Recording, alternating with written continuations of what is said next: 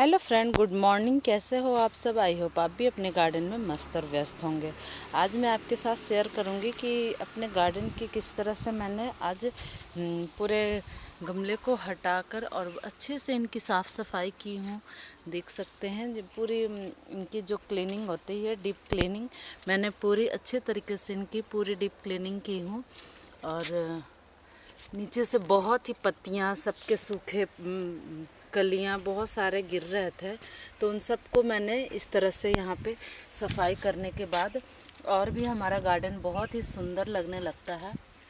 और चलिए आज सीखते हैं कि जो हमारे गार्डन से जो कचरे निकलते हैं, जो बहुत सारे कचरे हो जाते हैं, पत्तियाँ, कुछ सूखे कलियाँ, फूल, पत्ते, और जो कंपोस्ट, उससे किस तरह से हम बना सकते हैं।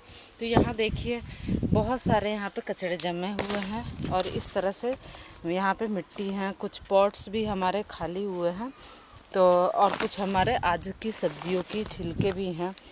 तो चलिए चलते हैं और किस तरह से हम इनको कंपोस्ट बनाएंगे और बड़े से ग्रो बैग में किस तरह से इनको फिल करेंगे। तो फ्रेंड, यहाँ पे कुछ मेरे इस तरह से बिग साइज़ के कंटेनर हैं जिनमें कि इनके भी फ्लावर ख़राब होने लगे थे, तो मैंने इनको निकाल के और इनको भी खाली कर दी हूँ। अब इनकी साफ़ सफाई करने के बाद अच्छे से इनकी फिलिंग करूँगी।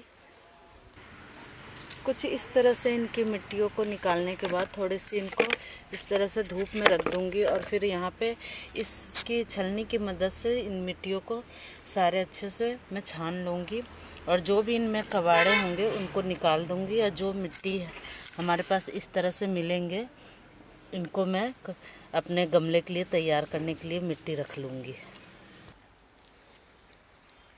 तो फ्रेंड, ये देखिए, ये है कुछ इस तरह से हमारी जो मिट्टी। देखिए 1-2 दिन मैंने इनको सूखने के लिए छोड़ दी थी, तो ये काफ़ी अच्छे से सूख गए हैं और ये छना हुआ मिट्टी है जो कि कितने सॉफ्ट हो गए हैं। और इसमें रेत और कंपोस्ट वगैरह मिक्स करने की हमें कोई ज़रूरत नहीं है, क्योंकि इसमें ऑलरेडी हम कंपोस्ट वगैरह सारे कुछ मिक्स करके ही इसको छान लेते हैं, ताकि वो मिक्स भी अच्छे से हो जाए और इनमें जो वेस्ट है वो निकल जाए। और जो इस तरह से वेस्ट निकलते हैं उनको हम इस तरह से अलग रख लेते हैं। और इसमें भी कुछ वेस्ट में सूखी पत्तियां होती हैं, कुछ डंडियां होती हैं और छोटे मोटे इस तरह से कंकड़ होते हैं। तो ये सब जैसे इस टाइप की जो बिग साइज़ की जो कंटेनर होती है, तो इनको फिल करने के लिए सबसे पहले हम नीचे इस टाइप की मोटे दार इस तरह से जो निकलता है, इनको पहले एक लेयर डाल दूँगी। और उत्तराखंड की सबसे ज़्यादा फसल होती है यहाँ पे देखिए गन्ने, और यहाँ पे देखिए गन्ने कट भी रहे हैं और गन्ने कटने भी लगे हैं। तो बहुत ही प्यारा सा ये हमारा देखिए व्यू है।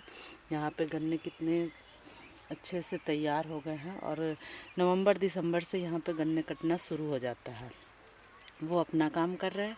और चलिए हम अपने अपने गार्डन में, मैं आपको इस तरह से आपको बता रही। तो सबसे पहले इसमें एक लेयर हम मोटे कंकड़ों की इस तरह से डाल देंगे, जो कि हम इसमें जब वाटरिंग करें तो डायरेक्टली मिट्टी हमारा, क्योंकि ये मिट्टी बहुत ही मुलायम सी हो गई है, तो ये थोड़ी भी अगर होल दिखेगा तो वो निकल जाएगा। इसलिए इनकी होल को कवर करने के लिए इस तरह से मोटी परत हम इस तरह से कंकड़ों की डालेंगे, जो कि इसमें निकलते हैं। और इसमें भी सूखी पत्तियां होती हैं, कुछ डंडियां होती हैं, कुछ मूंगफली के छिलके होते हैं इस टाइप के। तो जो मोटा है ये धीरे धीरे कंपोस्ट बनता रहेगा। और जो इस तरह से कुछ पत्थरे होते हैं वो इनके होल को मिट्टी को बाहर निकलने में नहीं देगा और सिर्फ पानी ही निकलेंगे। तो इस तरह से ज़्यादा नहीं, बस थोड़ी बहुत इसमें हम इनकी परत डाल के और फिर सबसे पहले इसमें हम सूखे पत्ते को डालेंगे। तो इस तरह से इनमें हम जो भी हमारे पास गार्डन से वेस्ट निकले हैं, ये सूखे पत्तियाँ, ये बहुत ही अच्छे कंपोस्ट बनते हैं, लीफ कंपोस्ट, जो कि हमारे प्लांट को बहुत ही अच्छे न्यूट्रिशन देते हैं। और ये कंपोस्ट को भी बनाने में कार्बन का काम करता है। तो आपने कंपोस्टिंग की तो देखी होगी मात्रा कि सबसे पहले उसमें हम सूखे लीव्स डालते हैं और उसके बाद इनमें थोड़ी थोड़ी सी गिल्ले मात्रा में हम इनमें सब्जियों की छिलका डालेंगे। इस तरह से जितने भी बड़े से पॉट्स होते हैं हमारे पास, उनको हम इसी तरह से फिल करती हूँ।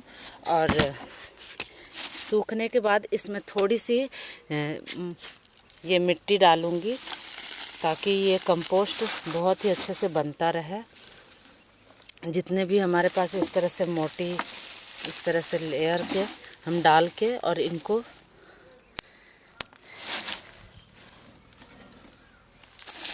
और ये हमारी जो कंटेनर होती है वो काफ़ी हल्की भी होती हैं और इनमें कोई भी फंगस लगने के चांसेस भी नहीं होते हैं, क्योंकि ये नीचे कंपोस्ट बनता है। और इसमें हम प्लांट भी मैं बताऊंगी कि इसमें किस टाइप के प्लांट लगाते हैं जो कि हमारे प्लांट को डैमेज भी ना करे और उसमें हमारा प्लांट भी चलता रहे और नीचे कंपोस्ट भी बनता रहे। तो ये हमने इस तरह से इनको मिक्स एंड मैच कर दी हूँ। इस तरह से हम इनमें मिट्टी डाल दिए और उसके बाद इसमें हम थोड़ी सी ये गाजर के, कुछ ठंडियों में बहुत ही हरे सब्जियां मिलती हैं, तो इन सबको एक लेयर ये वाली डाल के और बहुत ही अच्छे से कंपोस्ट बनता भी रहेगा हमारा और फ्लावरिंग भी होता रहेगा इसमें। और फिर हमें बार बार उसमें कंपोस्ट देने की ज़रूरत नहीं पड़ती है। ये बड़े साइज़ के जो कंटेनर होते हैं इसको मैं ऐसे तैयार करती हूँ। और इस तरह से आपके पास जो सूखे फूल भी होंगे जो आप डेली पूजा के लिए यूज़ करते हैं, आप वो भी डाल सकते हैं। तो इस तरह से मैं इनको, और जो भी प्याज के, मटर के और धनिया पत्ता वगैरह का जो भी छिलके होते हैं, इनको मैं जो बारीकी होते हैं उनको अच्छे से एक लेयर में इस तरह से रख दो और उसके बाद फिर से एक लेयर आप इस तरह से मिट्टी की आप डाल सकते हैं, जिससे कि ये अच्छे से कवर हो जाए और इसमें बहुत ही अच्छी मात्रा में कंपोस्ट बन के तैयार हो जाएगा। और आप चाहे तो इनको छोटी छोटी टुकड़ों में भी कर सकते हैं और नहीं तो बड़े साइज़ के कंटेनर में छोटी टुकड़ों करने की ज़रूरत नहीं पड़ती है इनको। तो आप क्योंकि ये काफ़ी टाइम तक हमारा चलता रहता है। ये अब अप्रैल तक इसमें फ्लावरिंग वाले प्लांट लगा दो ताकि वो बार बार उसको हमें चेंज करने की ज़रूरत ना पड़े और कम से कम 4 से 5 महीने में हमारा कंपोस्ट भी बन के तैयार होता ही है। और इस तरह से जल्दी कंपोस्ट बनता है, क्योंकि कंपोस्ट बिन बनाने के लिए भी बहुत सारे हमें कंटेनर की ज़रूरत पड़ती है। तो मेरे पास जितने भी कंपोस्ट बिन थे वो सारे के सारे अभी फिल हैं और इस तरह से मैं अभी इनकी मिट्टी जो है बिना छाना हुआ मिट्टी को मैंने इस तरह से अभी डाली हूँ ताकि ये इस तरह से इनमें कंपोस्ट बनता रहे और हमारे जो कंटेनर भी है वो भी अच्छे से फिल हो जाए। और फिर हम इसमें जब भी कोई भी प्लांट लगाएंगे तो उसमें जो मिट्टी डालेंगे तो उसमें हम छनी हुई मिट्टी डालेंगे ताकि इसमें से जो भी अभी बैक्टीरिया वगैरह जो इनमें पैदा होती हैं तो वो हमारे प्लांट को नुकसान ना करे। तो चलिए फ्रेंड, मैं इसको फिल करके, और ये देखिए मैंने बहुत ही अच्छे से इनकी लेयर तैयार कर दी हूँ। और इसमें बिल्कुल भी अब ये नहीं होगा कि आप इसमें कि कंपोस्ट भी तैयार हो रहे हैं और हमारा प्लांट भी इसमें लगा हुआ है। तो आप सबसे पहले मैं बता दूँ कि इस ऐसे जो बिग साइज़ के जो कंटेनर होते हैं और जिसमें हम कंपोस्ट तैयार करते हैं, तो इसमें हम किस टाइप के प्लांट्स लगा सकते हैं। तो इसमें हम जो अभी सीजनल फ्लावर जो भी अभी चल रहा है यही लगा सकते हैं, जो सेलो रूट के होते हैं, ताकि उनका जो रूट है वो काफ़ी डीप तक ना जाए।